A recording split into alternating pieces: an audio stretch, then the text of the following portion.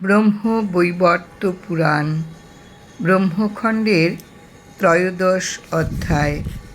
হে প্রভু, সমগ্র ভূমণ্ডল মধ্যে সাধু পুরুষেরাই জ্ঞানী হয়ে থাকেন। স্ত্রীলোক কোথায় জ্ঞান লাভ করেছে? এই জন্যই আপনার নিকট সজল নয়নে কৃতাঞ্জলি হয়ে প্রার্থনা করছি, এই মায়ামুগ্ধা রমণীকে বাঞ্ছিত দানে সুখী করুন।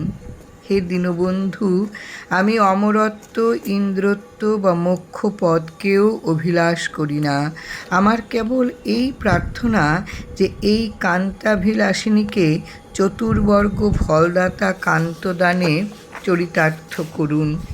হে জগদীশ্বর, আমি হতভাগিনী হয়েও একাংশে ভাগ্য ধরি, তাতে সন্দেহ নাই।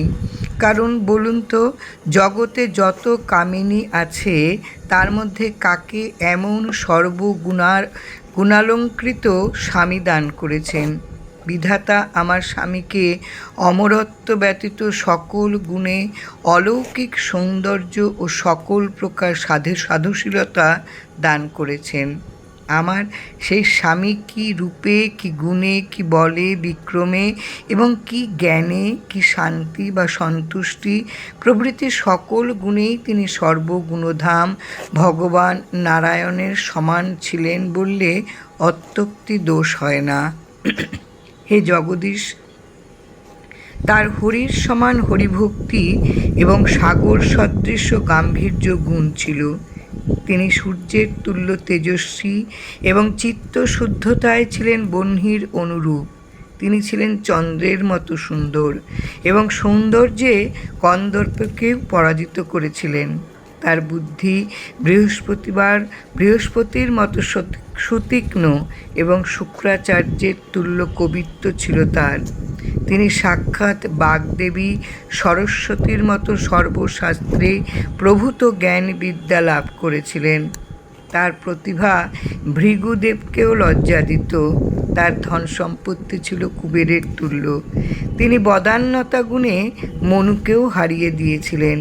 তিনি ছিলেন ধর্মের তুল্য ধর্মশীল, সত্যানুষ্ঠানে সত্যব্রত হতে অধিক ছিলেন। তার তপানুষ্ঠান সন্দর্শন করলে সনত কুমারকেও লঘু বলে বোধ হতো। তার সাধু আচার দর্শনে স্বয়ং ব্রহ্মাও লজ্জিত হতেন। তিনি সুরপতি ইন্দ্রের তুল্য ঐশ্বর্যশালী ছিলেন। তার ক্ষমাগুণে সর্বংসহা ধরিত্রীও আত্মগ্লানি অনুভব করতেন। অতএব হে দয়াময় দীনবন্ধু, এইরূপ সর্বগুণের আকরস্বরূপ প্রাণকান্তকে প্রাণত্যাগ করতে দেখেও কি কারণে আমার দগ্ধ প্রাণ নিশ্চিন্ত শীতল হতে পারছে না? হে শৌনক, সেই পতিপরায়ণা মালাবতী এইরূপে বলতে বলতে ক্রোধে অধীর হয়ে দেবগণকে সম্বোধন করে বলতে লাগলেন, হে নিষ্ঠুর দেবগণ, তোমরা যে নিজেদের যজ্ঞাংশ ভাগী বলে এই পৃথিবীতে বৃথা ঘৃতভোজন করে নিজেদের গৌরব প্রকাশ করে থাকো, আজ আমি তার প্রায়শ্চিত্ত স্বরূপ অবলীলাক্রমে তোমাদের যজ্ঞাংশে অনধিকারী করব। হে সর্বব্যাপী নারায়ণ, তুমি না ত্রিজগতের রক্ষাকর্তা? কিন্তু আমিও তো তোমার জগৎ ছাড়া নই। এই জন্য বলছি, শীঘ্র আমার প্রাণকান্তকে জীবন দান করে আমাকে রক্ষা করুন, নতুবা এই মুহূর্তে তোমাকে অভিসম্পাত করব। প্রজাপতি ব্রহ্মা, আপনি পূর্ব হতেই পুত্রনাশী ভূমণ্ডলে অপূজ্য হয়ে আছেন। এখন আপনার ব্রহ্মাণ্ডের উপর যে অধিকার আছে তাও বিনষ্ট করব। হে জ্ঞানীবর শম্ভু, আমি এখনই অভিসম্পাত দ্বারা তোমার তত্ত্বজ্ঞান বিলুপ্ত করব। হে ধর্ম, তোমাকেও অনায়াসে ধর্মচ্যুত করতে পারি কিনা দেখো। আমার শাপে এই স্থানেই যমরাজকে অধিকার শূন্য হতে হবে।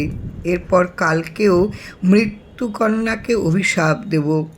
এখন সমস্ত দেবতাকেই যে শাপগ্রস্ত করব তাতে অনুমাত্র সংশয় নেই। কেবলমাত্র জরা ও ব্যাধিকে আমার অভিসম্পাত হতে রক্ষা করলাম।